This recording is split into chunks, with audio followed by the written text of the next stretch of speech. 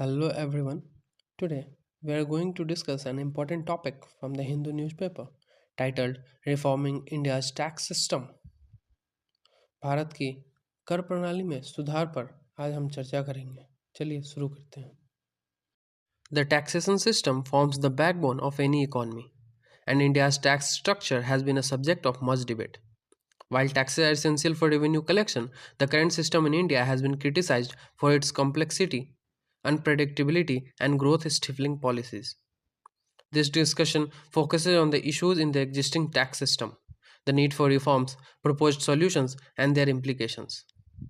कर प्रणाली किसी भी अर्थव्यवस्था की रीढ़ होती है और भारत की कर संरचना लंबे समय से बहस का विषय रही है. कर राजस्व संग्रह के लिए आवश्यक है, लेकिन वर्तमान प्रणाली को जटिलता, अप्रत्याशितता और विकास को बाधित करने वाली नीतियों के लिए आलोचना का सामना करना पड़ रहा है. इस चर्चा का उद्देश्य मौजूदा कर प्रणाली की समस्याओं, सुधार की आवश्यकता, प्रस्तावित समाधान और उनके प्रभावों को समझना है. The aim is to understand the relevance of these reforms for sustainable growth and economic stability. Now that we have set the context, let's dive into the challenges of the current tax system. To understand the need for reforms, we must first identify the problems in the existing structure. सुधार की आवश्यकता को समझने के लिए हमें पहले वर्तमान प्रणाली की समस्याओं की पहचान करनी होगी. तो चलिए, अब हमने संदर्भ स्थापित कर लिया है, तो मौजूदा कर प्रणाली की चुनौतियों पर चर्चा करते हैं. One of the biggest challenges of the current tax system is its unpredictability. Frequent changes in tax policies, retrospective amendments, and high tax rates have created an environment of uncertainty. For instance, retrospective taxation, as highlighted in the Vodafone case, has harmed India's global reputation and discouraged the foreign investments. वर्तमान कर प्रणाली की सबसे बड़ी समस्या इसकी अप्रत्याशितता है. कर नीतियों में बार बार बदलाव, पिछली तारीख से लागू संशोधन और उच्च कर दरों ने अनिश्चितता का माहौल बना दिया है. उदाहरण के लिए, वोडाफोन मामले में रेट्रोस्पेक्टिव टैक्सेशन ने भारत की वैश्विक प्रतिष्ठा को नुकसान पहुंचाया और विदेशी निवेश को हतोत्साहित किया. इसके अलावा वस्तु एवं सेवा कर जीएसटी, जो अप्रत्यक्ष कर प्रणाली को सरल बनाने के लिए लाया गया था, बार बार दरों में बदलाव और अनुपालन बोझ के कारण अधिक जटिल हो गया है. Moreover, the GST, Goods and Service Tax, which was intended to simplify the indirect tax system, has become increasingly complicated due to frequent rate changes and compliance burdens. High tax rates suppresses the demand, discourage the consumption, and dampen the investments. उच्च कर दरें मांग को दबाती है, खपत को हतोत्साहित करती है और निवेश को धीमा कर देती है. Having highlighted the issues, it becomes evident that reforms are not just desirable but essential. This brings us to the question, why is an overhaul of the tax system necessary? इन समस्याओं को उजागर करने के बाद यह स्पष्ट हो जाता है कि सुधार केवल वांछनीय नहीं है बल्कि अनिवार्य है. यह हमें इस प्रश्न की ओर ले जाता है कि कर प्रणाली में सुधार क्यों आवश्यक है. तो चलिए उसे देखते हैं. The current tax system focuses heavily on revenue generation rather than promoting growth. This approach creates a vicious cycle, that is, that high tax rates reduces the economic activity, leading to lower revenue collection, which further results in higher taxes. वर्तमान कर प्रणाली मुख्य रूप से राजस्व संग्रह पर केंद्रित है, न कि विकास को बढ़ावा देने पर.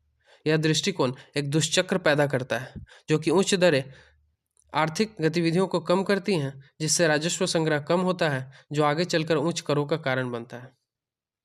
The need of the hour is a stable, predictable, and growth-oriented tax system. वर्तमान समय में आवश्यकता है एक स्थिर, पूर्वानुमेय और विकास उन्मुख कर प्रणाली की. Simplification of GST, removal of retrospective tax policies, and the creation of an investor-friendly environment are the critical steps. GST का सरलीकरण, पिछली तारीख से लागू कर नीतियों को हटाना और निवेशकों के लिए अनुकूल माहौल बनाना अत्यंत आवश्यक है. Now that we understand the need for reforms, let's explore the solutions that can address these challenges. Here, the next step is to look at the measures that can help build a stable and growth-oriented tax system. अब जब हम सुधार की आवश्यकता को समझ चुके हैं, तो आइए उन समाधानों पर चर्चा करें जो इन चुनौतियों का सामना कर सकते हैं. अगला कदम यही होगा हमारा कि इन उपायों पर चर्चा करेंगे जो एक स्थिर और विकास उन्मुख कर प्रणाली बनाने में मदद कर सकते हैं. To address these issues, several measures have been proposed. The first one is the GST simplification. The GST Council must avoid frequent rate changes and focus on creating a simple tax structure that reduces the compliance burdens. For example, merging multiple tax slabs into fewer categories can bring clarity.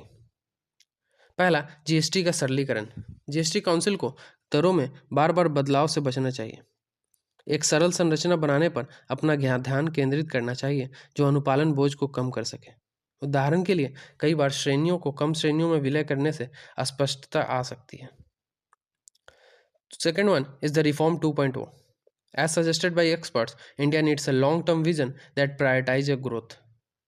Tax policies must aim for a 9 to 10% GDP growth instead of focusing solely on revenue collection. Second one, Reform 2.0. विशेषज्ञों के अनुसार भारत को एक दीर्घकालिक दृष्टि की आवश्यकता है जो विकास को प्राथमिकता दे। कर नीतियों को केवल राजस्व संग्रह पर ध्यान केंद्रित करने के बजाय 9 से 10% जीडीपी वृद्धि दर का लक्ष्य रखना चाहिए। The third one is avoiding the retrospective taxation. Retrospective amendments must be avoided as they harm the investor confidence and create legal uncertainty. Third one, retrospective taxation से बचाव। पिछली तारीख से लागू संशोधनों से बचा जाना चाहिए क्योंकि वे निवेशकों को विश्वास के नुकसान को पहुंचाते हैं और कानूनी अनिश्चितता पैदा करते हैं। The fourth one is strengthening the institutions. The Central Board of Direct Taxes (CBDT) and GST Council must work cohesively to ensure the policy stability. चौथा, संस्थाओं को मजबूत बनाना। केंद्रीय प्रत्यक्ष कर बोर्ड सीबीडीटी और जीएसटी काउंसिल को नीतिगत स्थिरता सुनिश्चित करने के लिए मिलकर काम करना चाहिए। While these reforms are promising, it's equally important to understand their potential impact on the economy.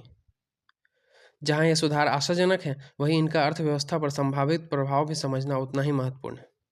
Let's now discuss the broader implication of these proposed measures. आइए अब इन प्रस्तावित उपायों के व्यापक प्रभावों पर चर्चा करते हैं। Our reformed tax system will have far-reaching implications. It will enhance India's reputation as a stable investment destination, encouraging the foreign direct investment and boosting the domestic manufacturing. By focusing on growth-oriented policies, India can reduce its dependence on imports and increase the exports, thereby strengthening the economy. एक सुधरी हुई कर प्रणाली के दूरगामी प्रभाव होंगे। यह भारत की स्थिर निवेश गंतव्य के रूप में प्रतिष्ठा को बढ़ाएगी, प्रत्यक्ष विदेशी निवेश को प्रोत्साहित करेगी और घरेलू विनिर्माण को बढ़ावा देगी। विकास उन्मुख नीतियों पर ध्यान केंद्रित करके भारत आयात पर अपनी निर्भरता को कम कर सकता है और निर्यात को बढ़ा सकता है, जिससे अर्थव्यवस्था को मजबूती मिलेगी।